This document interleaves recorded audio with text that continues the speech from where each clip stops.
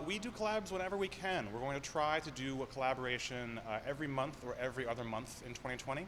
So you can expect to see a lot more of that from CBW. The nimbleness that we had in our smaller facility. Back when we were over at Lafayette, we would make beer on a much smaller scale. So we made more batches, so we can make more different kinds of beer. Here in our large 20-barrel system, it's a much larger investment to make a batch of beer. So it's more difficult to have the variety that we used to have.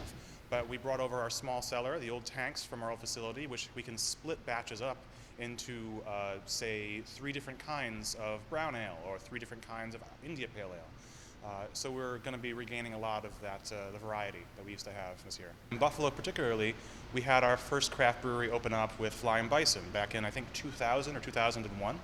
And they were followed up by us 10 years later in 2012. We have about 30 breweries in the Buffalo area. So it's clearly growing. The question is, will we see the bubble burst, or will we have a robust brewing industry in Buffalo moving forward?